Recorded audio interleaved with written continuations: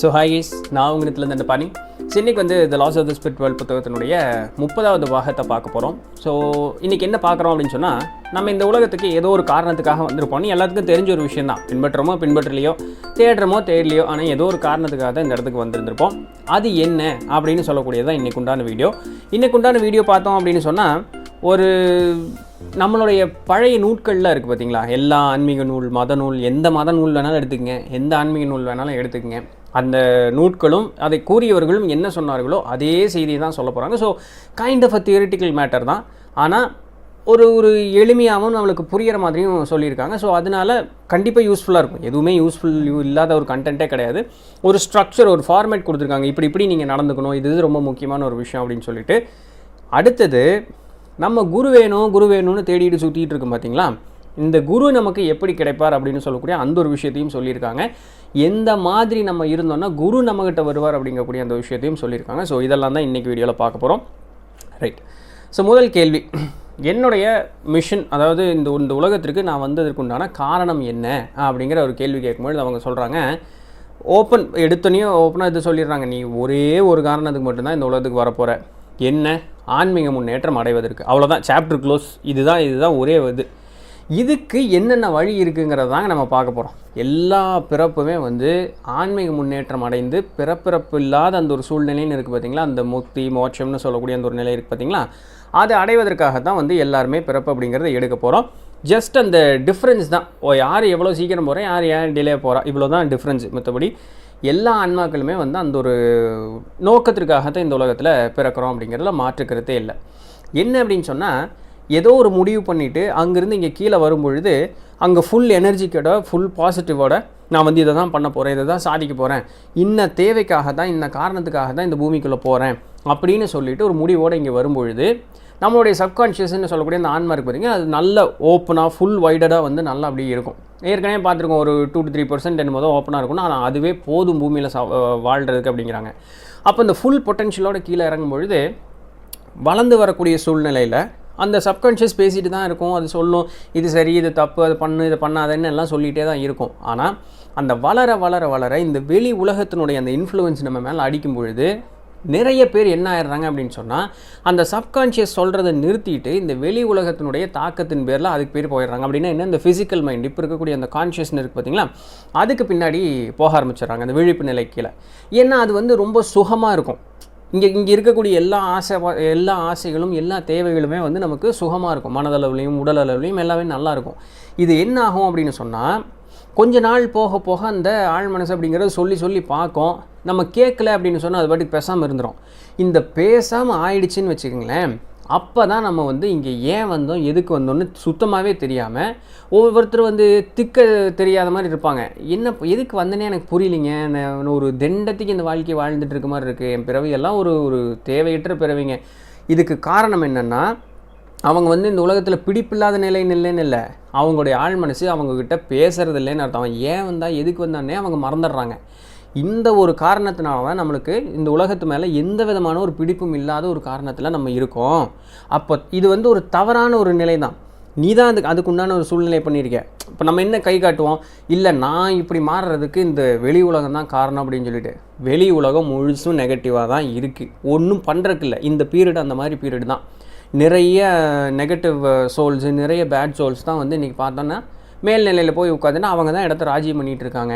மேலேருந்து கீழே வரக்கூடிய நல்ல ஆன்மாக்களும் இதனால் பாதிக்கப்படுறாங்க. ஆமாம், அது அப்படி தான் இருக்குது, அதில் மாறுதலுக்கு ஒரு இடமும் இல்லை. அதனால் நான் இப்படியானதுக்கு இன்னொருத்த தானே கை காமிக்கிறதுனால ஒரு பயனும் இல்லை. உன்னுடைய ஆழ் மனசு என்ன சொல்லுதுங்கிறத கேளு, பொறுமையாக அமைதியாக முதல்ல உட்காரு, கொஞ்சம் உனக்குன்னு நீ டைம் ஸ்பெண்ட் பண்ணு. நீ வந்து எது சரி எது தவறு, அதாவது ஒரு காரியம் பண்ண போகும்பொழுது மனசு உறுத்துதுன்னு வச்சிங்களேன், அந்த காரியம் தவறு. அப்போ உன்னுடைய ஆழ் மனசு அதை பண்ணாத, அது தவறு. எப்படி தவறு? இந்த உலக வாழ்க்கையில் நம்ம சப்பக்கட்டு கட்டிக்கலாம், மேல் உலகம் அதுதான் உண்மையான வீடு.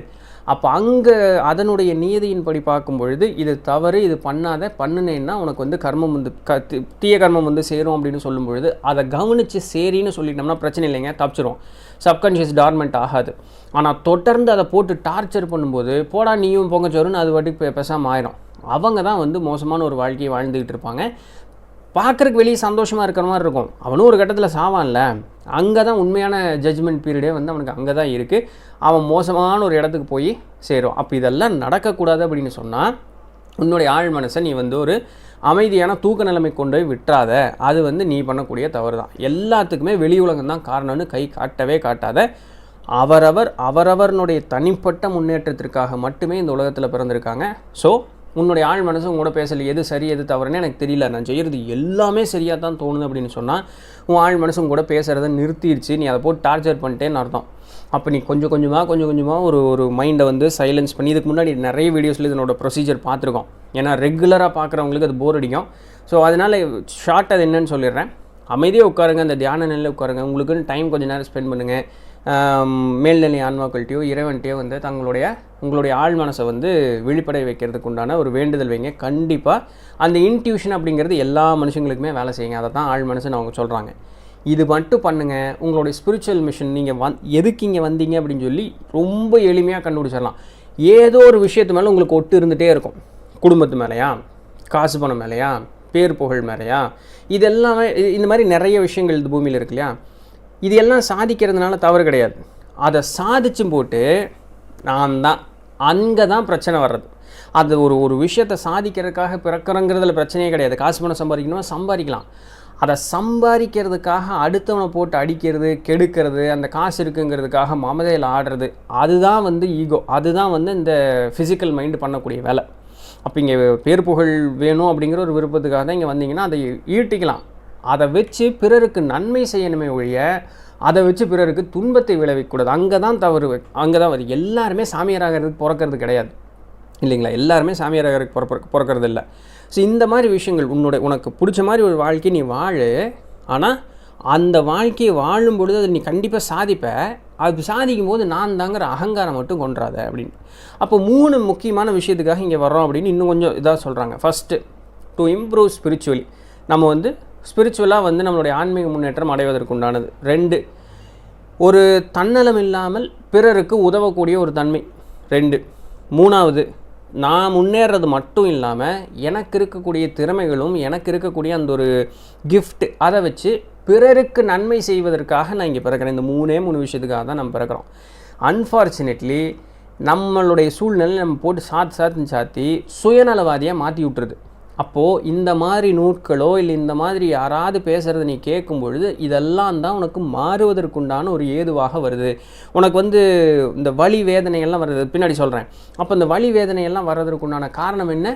நீ வந்து இந்த மாறுதலுக்கு உண்டானது. அதெல்லாம் மேலுலகத்திலேருந்து தப்பான வழியில் போகிறடா, உன் சப்கான்ஷியஸ் சைலண்ட் ஆகிடுச்சு, நீ சரியான வழியில் போகணுன்னு அவங்க மாற்றி கொடுக்கறதுக்கு உண்டான ஏதுவான இது பண்ணி கொடுக்குறதான். அப்போவும் திருந்தலேன்னு வச்சுக்கோங்களேன், அவன் தான் சிக்குவான். அப்போ நம்மளுக்கு எல்லா இடத்துலையும் காட்டிகிட்டே இருப்பாங்க, இது தப்பு இது தப்பு இது தப்பு. சூர்தாஸ் கதை தான். சூர்தாஸ் வந்து சப்கான்ஷியஸ் சைலண்ட் ஆகிடுச்சு, என்ன சொன்னாலும் கேட்குறதில்ல, பயங்கரமாக தப்பு பண்ணிகிட்டே இருந்தாப்புல. அப்போ என்னாச்சு? ஃபிசிக்கல் பெயினை இன்டியூஸ் பண்ணாங்க. அப்போது ஏன்னா சுகம், சந்தோஷம், மகிழ்ச்சி, பேரு, புகழ், இது எல்லாமே நிம்மதியான ஒரு சூழ்நிலை இருக்குது. இங்கே என்ன நல்லது சொன்னாலும் யாருக்குமே மண்டையில் ஏறாது. சுகமாக இருக்கிற ஒரு வாழ்க்கையில் ஒருத்தங்கிட்ட போய் இப்போ நம்ம பேசிகிட்டு இருக்கக்கூடிய விஷயத்தெல்லாம் போய் சொல்லி பாருங்க பார்க்கலாம். நாய் கூட அவன் வீட்டு நாய் கூட நம்மளை மதிக்காது. ஆனால் அவனுக்கு அதே உடல் அளவுலையோ மனதளவுலையோ உணர்வு அளவுலையோ துன்பம் விளைவிக்கக்கூடிய அந்த துன்பம் நேரக்கூடிய நேரத்துங்களில் அவனுக்கு ஆறுதலாக இருக்கிற மாதிரி வார்த்தை சொல்லி பாருங்க, டே இந்த மாதிரி இரு, அமைதியாரு, உன்னுடைய அந்த அகங்காரத்தை குறைச்சிக்கோ, இதெல்லாம் சொல்லி பாருங்கள். இதனால தான் இப்படி ஆகுது. கொஞ்சம் கொஞ்சமாக கண்டிப்பாக கேட்க ஆரம்பிப்பான். அப்போது இதை சொல்கிற மாதிரி தான், அடி உதவ வர மாதிரி அண்ணன் தம்பி கூட உதவ மாட்டான்னு சொல்லுவாங்க தெரியுங்களா. அதே கோப்பு தான். அந்த அடி கொடுத்ததுக்கு அப்புறமும் திருந்தலேன்னு வைங்க, அவ்வளோதான். அதுக்கப்புறம் சப்கான்ஷியஸும் வராது, யாரும் நம்மளுக்கு ஹெல்ப் பண்ணுறதுக்கும் வர மாட்டாங்க. அதுதான் கடைசி. உனக்கு அப்படி மீறியும் நீ பண்ணலை அப்படின்னு சொன்னால் நீ ரொம்ப மோசமான ஒரு நிலைமைக்கு போயிட்டேன்னு அர்த்தம். இந்த அளவுக்கு போயிடாதீங்க அப்படிங்கிறது அவர்களுடைய இது. ஸோ நம்மளுடைய ஃபஸ்ட்டு மிஷன் என்ன? Self improvement. இதுதான் ஃபஸ்ட்டு மிஷன். நம்ம முன்னேறுவதற்குண்டான ஒரு வாய்ப்புக்காக தான் இந்த பூமிக்கு அப்படிங்கிறதுக்கு வந்திருக்கோம். ஸோ அப்படி தவறான வழியில் போகும்பொழுது தான் நம்மளுக்கு முதல் இன்ஸ்ட்ரக்ஷன், அந்த வழியின் மூலமாக, ஏதோ ஒரு வழியில் மூலமாக நம்மளுக்கு பெயின், அது மூலமாக நம்மளுக்கு ஒரு இண்டிகேஷன் கொடுப்பாங்க, தவறான வழியில் போகிற திருந்திக்கும். அப்போ எனக்கு வந்து வாழ்க்கையில் நிறைய துன்பங்கள் வருது, எனக்கு ஏகப்பட்ட நோய் வாய்ப்படுறேன், மனதளவில் பாதிக்கப்படுறேன், இதெல்லாம் சொல்லும் பொழுது நீ உன்னுடைய சப்கான்ஷியஸ் சொல்கிறது முன்னாலே கேட்டிருந்தேன்னு இப்படி ஒரு நிலமை வந்திருக்குமா? நீ அதை கேட்காததுனால தான் இப்படி சொன்னவாது கேட்பேன்னு சொல்லி இப்படி ஒரு நிலைமை உனக்கு கொடுத்தாங்க. இப்போ இது யார் இந்த நிலைமை உன்னை கொண்டு போயிட்டது? இந்த கேள்வியை அவங்க கேட்குறாங்க. அப்போது எல்லாத்துக்குமே மேலேருந்து வரும்போது நம்ம தான் முடிவு பண்ணோன்னா, அப்போ இங்கே வாழ்கிறது நம்ம தான் முடிவு பண்ணியிருப்போம். எல்லாமே உன்னோட கையில் தான் இருக்குது. அதனால் சரி வர நீ வாழ். இப்படி வாழும் பொழுது உன்னை சுற்றி நிறைய தீமையான ஆட்கள் வந்து இருப்பதற்குண்டான வாய்ப்புகள் அதிகம் உண்டு. ஏன்னா பூமிங்கிறது அப்படிப்பட்ட ஒரு இடம் தான். அப்படி இருக்கும் பொழுது நீ வந்து அந்த மோசமான ஆட்களுக்கு சப்போர்ட் பண்ணக்கூடாது அப்படிங்கிறது நம்ம ஏற்கனவே பார்த்தோம். அப்போது நான் சப்போர்ட் பண்ணலப்பா, ஆனால் அவன் செய்கிறது தவறு அப்படின்னு சொல்லி நான் சுட்டி காட்டுறேன், அதுவும் சரி. ஆனால் அது உன்னைய பாதிக்கிற அளவுக்கு நீ போய் உன்னையோ உன்னுடைய குடும்பத்தையோ உன்னுடைய சுற்றத்தையோ பாதிக்கிற அளவுக்கு போய் நீ பண்ணிடக்கூடாது. இப்போது நம்ம இப்போ யாரோ ஒரு பெரிய அரசியல்வாதியோ ஒரு பெரிய அதிகாரி இருக்காங்கன்னு வச்சுங்களேன், அவங்க தப்பு செஞ்சுட்டு இருப்பாங்க. இப்போ நம்ம மாதிரி சாமானிய ஆளுக்கு போய் இது சுட்டி காட்டணும்னு வச்சுங்களேன், அவங்க வந்து வேண்டாத ஒரு வேலை பண்ணி நம்மளை தூக்கி உள்ள வச்சு நம்மளை டார்ச்சர் பண்ணுவாங்க. இது நம்மளுக்கு வேண்டாத வேலை இல்லையா? ஆனால் அதுக்காக முழுசும் அதிலிருந்து ஒதுங்கியும் போயிடக்கூடாது. அதுக்கு பேர் சாக்கு சொல்கிறது. முடிஞ்ச அளவுக்கு நீ நன்மை செய். அவங்ககிட்டயே நேரடியாக போய் தப்புன்னு சொல்லி அவன் கேட்குற ஆளாக இருந்தால் சொல்லு. இல்லாட்டி ஏதோ ஒரு வகையில் உன்னுடைய சுற்றத்துக்காக நல்லதை சொல்லி இதை மாதிரி இப்படி பண்ணிகிட்டு இருக்காங்க, நீ வந்து ஜாக்கிரதைன்னு சொல்லி உன்னுடைய சுற்றத்துக்காக சொல்லி நீ ஒதுங்கிக்கோ. உன்னைய அழிச்சுக்கிட்டு நீ நல்லது செய்யணுங்கக்கூடிய எந்த விதமான அவசியமும் இல்லை. அது முட்டாள்தனம். ஏன்? உன்னுடைய செல்ஃப் க்ரோத் கேட்டு போயிருமே. உன்னை அவன் போட்டு தள்ளிட்டானே நீ என்ன பண்ணுவேன்? புரியுதா? ஸோ அந்த மாதிரி அதுக்காகன்னு ஒதுங்கி இருக்கக்கூடாது. அந்த அகலாது அணுகாது தீக்காய்வார் போல் இகழ்வேந்தர் சேர்ந்தொழுகுவார், அந்த குரலுக்கு ஏற்ற மாதிரி நம்ம நடந்துக்கணும். சரிங்களா? அடுத்தது, நல்லா வாழ்ந்துட்டுருக்கோம், நல்ல முன்னேற்றம் நம்மளுடைய வாழ்க்கையில் இருக்குது. சப்கான்ஷியஸ் மைண்டு சொல்கிறத எல்லாம் கேட்குறோம். நம்மளுக்கு வந்து நல்ல முன்னேற்றம் இருக்குது, வாழ்க்கையில் வந்து அப்படியே மேல்நிலை வந்துக்கிட்டே இருக்கோம், எந்த பிரச்சனையும் கிடையாது. இப்படி இருக்கும்பொழுது முன்னே சொன்ன அதே வார்த்தை தான். இப்படி இருக்கும் பொழுது அது உன்னுடைய ஒரு பரவாயில்லைங்க, என்ன இருந்தாலும் நமக்கு மேலேன்னு ஒருத்தவங்க இருக்கிறாங்க. அதாவது கடவுளானாலும் சரி, ஆன்மாக்களானாலும் சரி, இல்லை நமக்கு மேலே ஒரு மனுஷனாக இருந்தாலும் சரி, தன்னை விட திறமைசாலி ஒருத்தர் இருக்கான். அந்த பரவாயில்லைங்க, நம்மளோட திறமைசாலி ஒருத்தர் இருக்காங்க, நம்ம அவ்வளோ பெரிய ஆள் இல்லைங்க, அந்த ஒரு ஹம்பிள்னஸோடு இரு, ஹியூமிலிட்டி. ஸோ அதுதான் ரொம்ப ரொம்ப முக்கியம். தன்னடக்கம் அப்படிங்கிறது தான் முக்கியம். உன்னுடைய அந்த அகம்பாவம், நான் என்ற அகம்பாவம், ஈகோக்கு இடம் கொடுத்தே அப்படின்னு சொன்னால் நீ முடிஞ்ச. ஃபஸ்ட்டு உன்னை போட்டு தாக்கிறதே வந்து உன்னோட ஈகோ தான். என்னால் தான் நான் முடியும், நான் தான்டா, நான் எவ்வளோ பெரிய ஆள் தெரியுமா? ஸோ அதுதான் போட்டு அடிக்கும். இந்த ஃபீல்டில் எனக்கு அடிச்சுக்கிறதுக்கு ஆளே இல்லைங்க. ஒரு ஆக்டர் வந்து ஒரே ஒரு பட வாய்ப்பு வந்தோன்னே அந்த மேடை மேலே நின்று நான் 40 பேர் கேன்சல் பண்ணேன் அப்படின்னு சொன்னார் வருங்க. அதுக்கப்புறம் எனக்கு தெரிஞ்சு அதுக்கப்புறம் படம் நடிச்சாருன்னு தெரியல, நான் பெருசாக பார்க்குறதில்ல, நடிச்சாரான்னு தெரியல, போட்டு சாத்திட்டாங்களா? இந்த மாதிரி தான். இந்த மாதிரியெல்லாம் பண்ணக்கூடாது. அடுத்தது, நீ வந்து ஒரு நன்மை செய்கிற அப்படின்னு சொன்னால் அந்த நன்மை செய்வதற்குண்டான காரணத்திற்காக நன்மை செய்ய தவிர, இந்த நன்மை செஞ்சால் எனக்கு என்ன நல்லது நடக்குங்கிற அந்த ஒரு நினைப்புக்காக இது பண்ணாத. சரிங்களா? ஸோ ஒரு தன்னலமற்ற உதவி செய்ய அப்படிங்கிறாங்க, வேறு ஒன்றும் இல்லை. அடுத்தது, நான் நல்லதே செஞ்சுட்டு இருந்தேன் அப்படின்னு சொன்னால் எனக்கு நல்ல வாழ்க்கை கிடைக்கும், அடுத்த பிறவியில் நான் வந்து ரக்க வச்சு ஒரு பெரிய பில்லியனராக பிறப்பேன், இப்படியெல்லாம் யோசிக்காமல், இல்லை ஆன்ம உலகத்துக்கு போகும்பொழுது நான் வந்து இப்போ அடுத்த யூனிவர்சிட்டிக்கு போயிடுவேன், 7வது படிநிலைக்கு 9வது ஸ்டேஜுக்கெலாம் போயிடுவேங்க, நான் பெரிய ஆள் ஆயிடுவேன், இப்படியெல்லாம் அதுக்காக நினச்சிட்டு நல்லது பண்ணேன்னா அந்த நொடி பொழுதே நீ செஞ்ச எல்லா நல்லதும் காணாமல் புஷ்குன்னு போயிடும் அப்படிங்கிறாங்க. அந்த நல்லதை ஒரு கணக்குலேயே எடுத்துக்க மாட்டாங்களா, நோட்லேருந்து எல்லாத்தையும் அழிச்சிருவாங்களாம். உதவி வாங்கின உன்னை பாராட்டிகிட்டே இருப்பான், ஆனால் உனக்குன்னு ஒரு புண்ணிய கர்மம்னு சேரும் பாருங்க, அதை அழிச்சிருவாங்க உடனே ரப்பர் வச்சு, இன்க்ரேசர் அழிச்சா பேஜே கிழிஞ்சு போயிடும். அதனால் நீ உதவி செய்கிற அப்படின்னு சொன்னால் செஞ்சும் போட்டு அந்த உதவி வாங்கினவங்க சந்தோஷப்படுறாங்களா அதை பார்த்து சந்தோஷப்பட்டுக்கோ. செஞ்ச உதவியவே உனக்குள்ளே நினச்சிக்கிட்டே நீ வந்து அதுக்கு தீனி ஓட்டுக்கிட்டே இருந்தேன், ஆஹா அப்படி பண்ணையா, ஆஹா அப்படி பண்ணையா, அந்த நினப்பு வராது. நீ போகக்கூடிய பாதைக்கு மட்டுமே கவனத்தை வையே தவிர போய் சேரக்கூடிய இடத்தை பற்றி நீ கவலைப்படாதேங்கிறாங்க. பஞ்சு டைலாக் மாதிரி இருக்குல்ல, இதே வார்த்தை தான் அவங்களும் சொல்லியிருக்காங்க.